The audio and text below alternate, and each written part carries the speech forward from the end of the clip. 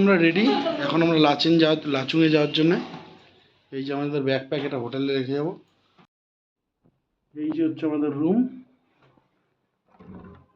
এটা toilet, dress up complete, এখন just বেরোবো।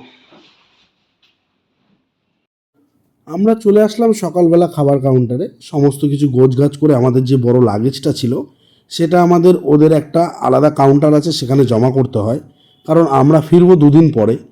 আমাদের আজকের যাত্রা হলো লাচুং। তো লাচুংয়ে আজকে আমরা স্টে করব, দুদিন স্টে করার পরে আসব। তাই আমাদের আমাদের এখান থেকে বলে দেওয়া হয়েছে, দুটো পিট ব্যাগ বা ছোট ব্যাগ যেগুলো আছে, সবার উদ্দেশ্যে বলা হচ্ছে যে ছোট ব্যাগ ক্যারি করতে হবে, কারণ খুব একটা বেশি জিনিসপত্র নেওয়া যাবে না।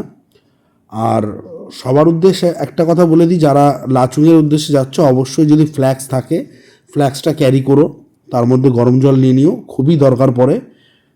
আর প্লাস্টিকের যে বোতল সেটা অবশ্যই অ্যাভয়েড করো, কারণ ওটা ওখানে চলে না।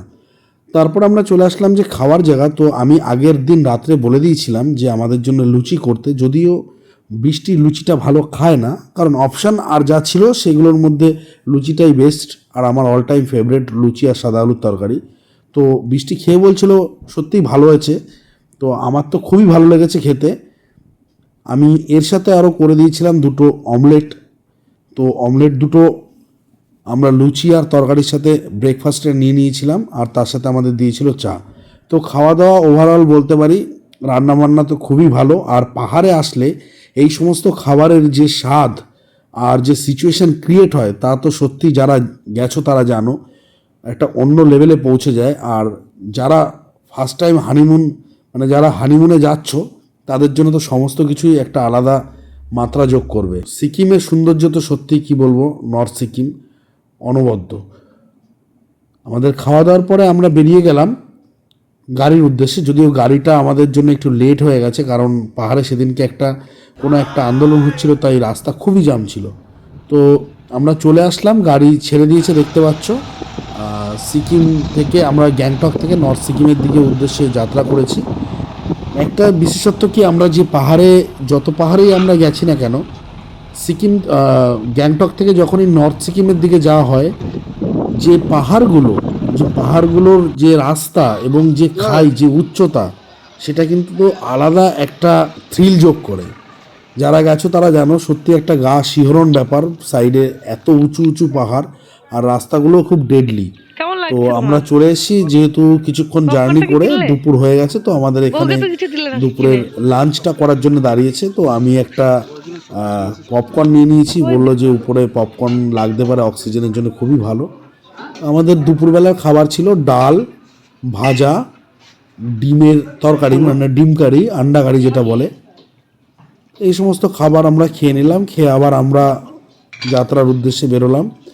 এবারের যাত্রাটা আমাদের একটু লং টাইম, মানে অনেক পরে গিয়ে দাঁড়াবে। এটা হচ্ছে তিস্তা নদীর উপর থেকে আমরা যাচ্ছি। যে তিস্তা নদীটা কিছুদিন আগে ফ্লাডে প্রচণ্ড ভয়াবহ দৃশ্য দেখিয়েছে।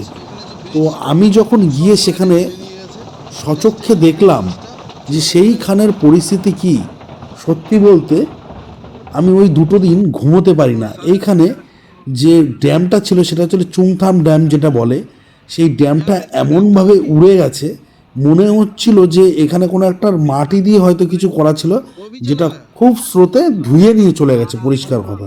এবং এইখানে বড় বড় এই ড্রাইভার দাদাই আমাকে বলছিল যে এই যে পুলগুলো আছে উপরে, এরকম 20টা পুল ছিল, যেটা এত ভয়াবহ ফ্লাড এসছে যে ফ্লাডে প্রত্যেকটা পুল ধুয়ে নিয়ে চলে গেছে। দেখতে পাচ্ছ রাস্তাগুলো এতটাই ডেডলি, আমাকে বারবার করে ড্রাইভার বলছিল ওয়ান মিস্টেক গেম ওভারওয়ালা রোড হে। সত্যি ভীষণ ভয় লাগছিল।